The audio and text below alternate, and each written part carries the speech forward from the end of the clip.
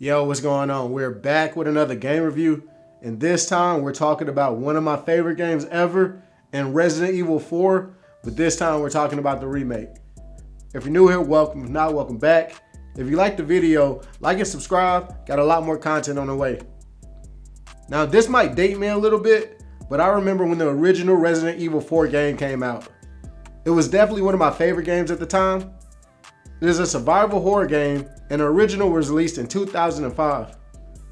The remake to RE4 was released in March of 2023 and is available on PlayStation 4 and 5, PC, and Xbox Series S and S.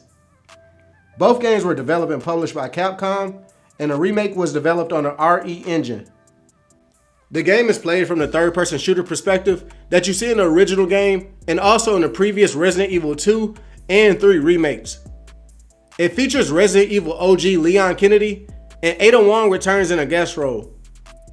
The story takes place 6 years after the destruction of Raccoon City, and in rural Spain, where the US president's daughter has been kidnapped, they send Leon to go there and get her back. This was the first Resident Evil game to take place outside of Raccoon City, and it doesn't really involve Umbrella.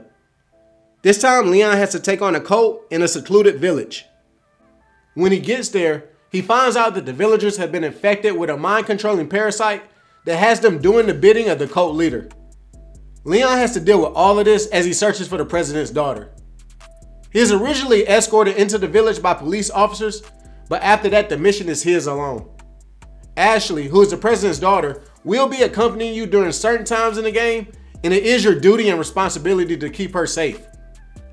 Combat is mostly handled through firearms. You can use your knife for stealth takedowns and to parry certain enemies' attacks, which is a new feature here, but yeah, you'll mostly be using your firearms. You have a nice variety here, and you unlock more options as you progress throughout the game.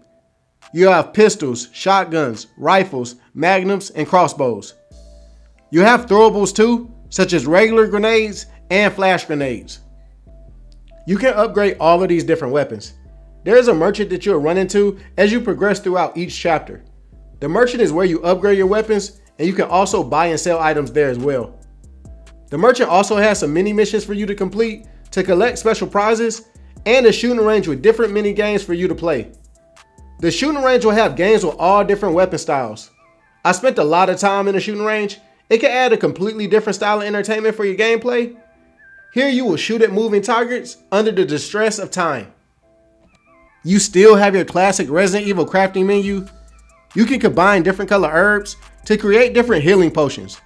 You can also combine gunpowder with resources to create different ammo types. The resources is a new component added to the remake. Another classic Resident Evil component here is puzzles.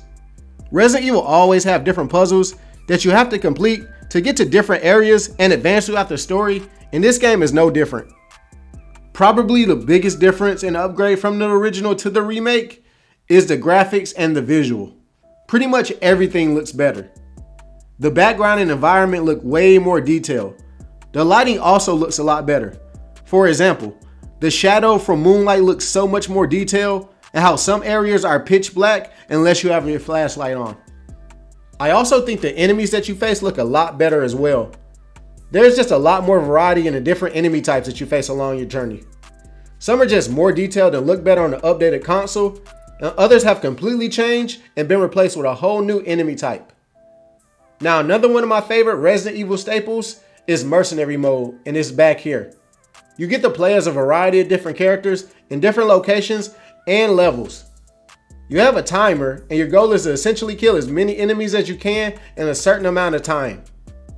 To me, the least impressive part of the game is the boss fights.